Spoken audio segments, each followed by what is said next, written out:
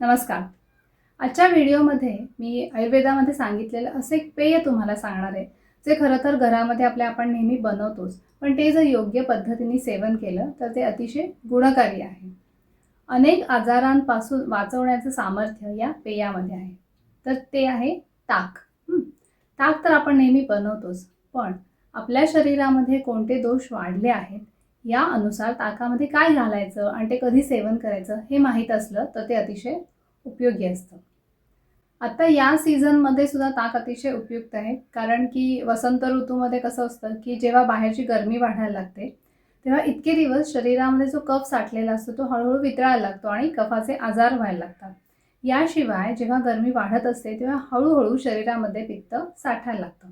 त्यामुळे तुमचा कफ कमी होईल असं आणि याशिवाय पित्ताचा त्रास होणार नाही अशा दोन्हीसाठी उपयोगी असं हे ताक असतं.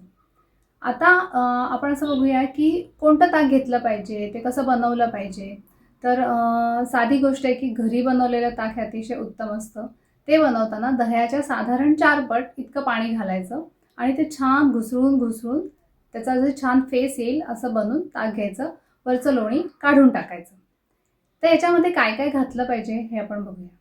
ज्यांना पित्ताचा त्रास आहे ऑलरेडी, म्हणजे जळजळतं किंवा बऱ्याच जणांना उलटीचा त्रास होतो, म्हणजे क्रॉनिक अम्लपित्त असं असतं, तर त्यांनी याच्यामध्ये जिरेपूड घालायची आणि थोडासा पुदिना घालायचा. असं घेतलं तर त्यांचं पित्त कमी व्हायला मदत होते. याशिवाय ज्यांना बर्निंग सेन्सेशन खूप असतं, म्हणजे कोणाला छातीत जळजळतं, पोटात जळजळतं, तर असा काही त्रास असेल तर त्यात अजून ॲडिशनल खडीसाखर घातली तर त्यांनी खूप जास्ती फायदा होतो. काही जणांना कसं असतं की पोट डब्बं होतं किंवा जेवलं की लगेच गॅसेस होतात किंवा रिकाम्या पोटी होतात. तर असं ज्यांना वाताची तक्रार आहे त्यांच्यासाठी हिंग आणि जिरेपूड आणि चिमूटभर ओवा यांची फोडणी दिली तर ते अतिशय बेस्ट असतं. ज्यांना कफाचा त्रास आहे, म्हणजे घशाशी नेहमी कफ येतो, वारंवार सर्दी खोकला होतो किंवा बऱ्याच जणांना सीझन चेंज झाला की लगेच त्रास होतो, तर या लोकांसाठी ताकामध्ये एकतर आलं घालायचं आणि थोडीशी मिरपूड घातली की त्याने सुद्धा फायदा होतो. तर आता हे तुम्ही दोषानुरूप बघितलं. आजारांमध्ये कसा फायदा होतो, तर ग्रहणी या रोगामध्ये म्हणजेच IBS मध्ये, म्हणजे बघा ज्यांना पोट नीट साफ होत नाही, म्हणजे कधी कॉन्स्टिपेशन होईल, कधी लूज मोशन होईल, ते थोडक्यात खाल्लेलं अन्न नीट पचत नाही आणि त्यामुळे त्याचा परिणाम हा त्यांच्या मलप्रवृत्तीवर होतो. तर अशा लोकांसाठी ताक हे अमृतासारखं आहे. म्हणजे कसं होतं की तुम्ही जेवताना जेव्हा हे ताक पिता दुपारच्या वेळेला, तर त्या वेळेला अन्न व्यवस्थित पचतं आणि त्याचा व्यवस्थित मलभाग तयार होऊन दुसऱ्या दिवशी पोट साफ व्हायला मदत होते. याशिवाय ज्यांना कॉन्स्टिपेशनचा त्रास आहे आणि त्याच्यामुळे मग त्यांना पाईल्सचा त्रास होतो, म्हणजे मूळव्याधीचा, तर त्यांच्यासाठी रोजच्या जेवणामध्ये ताकाचा समावेश केला तर फायदा होतो.